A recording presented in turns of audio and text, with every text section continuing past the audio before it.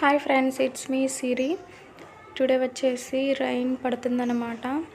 వేడివేడిగా ఏదన్నా తినాలనిపించింది పిల్లలకి. నాకు వెంటనే మైదా పిండి ఉంది, నిన్నటి ఇడ్లీ పిండి కొంచెం కలిపి బోండాలు వేసేస్తున్నాను.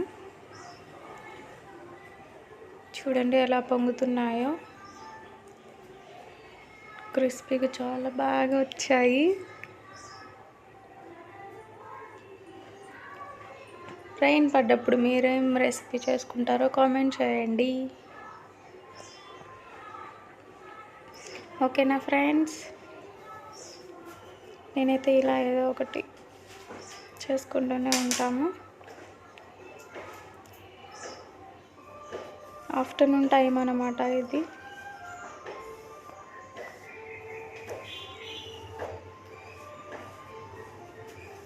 కొంచెం ఒక పిరికెడు ఇడ్లీ పిండి ఉంటుంది కదా, అది కూడా కలపాలి మైదా పిండిలో.